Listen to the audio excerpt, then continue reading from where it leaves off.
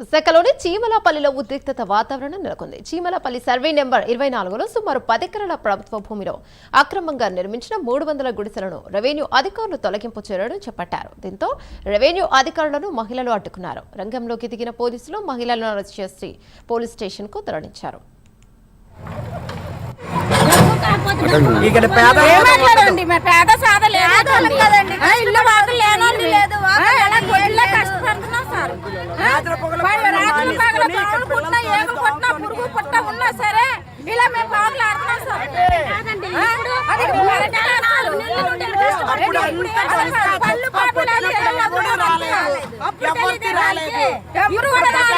ఈ 4 నెలలు తప్పులు డొంకలు పరుపు తప్పులు అన్ని పడ్డాము.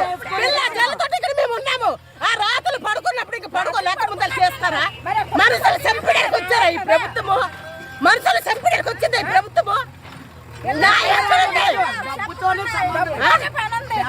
మరి అదే డబ్బు కావాలి వీళ్ళకి.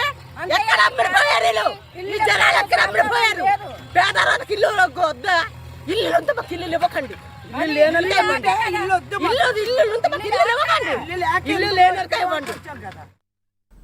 ప్రభుత్వ స్థలంలో అక్రమంగా వెలిసిన 300 గుడిసెలను రెవెన్యూ అధికారులు తొలగించారు. దానికి అడ్డు వచ్చిన మహిళలను పోలీస్ స్టేషన్ కు తరలించారు. దీనిపై మరింత సమాచారం మా ఏపీ అసోసియేట్ ఎడిటర్ వాసు అందిస్తారు. రైట్ వాసు, ప్రస్తుతం అక్కడ పరిస్థితి ఎలా ఉంది?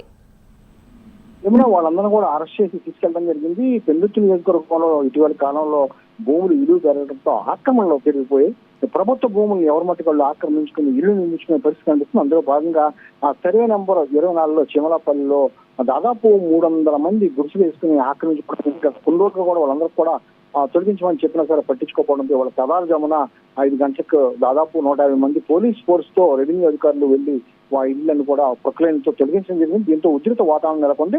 ఆ ప్రొక్లైన్కు అడ్డుపడటం లేదు, మహిళలు ఆక్రమణ తొలగించొద్దని అడ్డుపడటంతో పోలీసులు కూడా వాళ్ళని బలవంతంగా అరెస్ట్ చేసి పోలీస్ స్టేషన్ కూడా తరలించింది. దీంతో అక్కడ పరిస్థితి అంతా ఉధృతంగా మారింది. ఆ పోలీసులు మొత్తం కూడా భారీ బందోబస్తు నడుమ ఈ ఆక్రమణ తొలగించడం జరిగింది.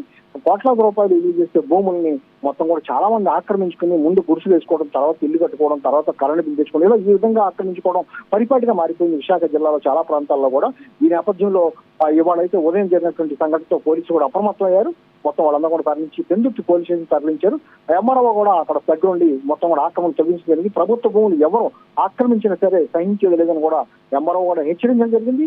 ఆ పోలీసులు కూడా ఎవరికి ఎటువంటి ఇదిగా కాకుండా కూడా బందోబస్తు చేయడం జరిగింది. వాళ్ళందరూ కూడా అరెస్ట్ చేసి మహిళలు అడ్డుకోవడంతో మహిళలను కూడా అరెస్ట్ చేసి పోలీస్ స్టేషన్ తరలించారు.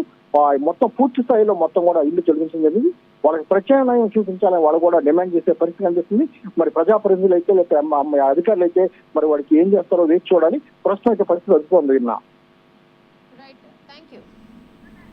Right, thank you Srimurthy.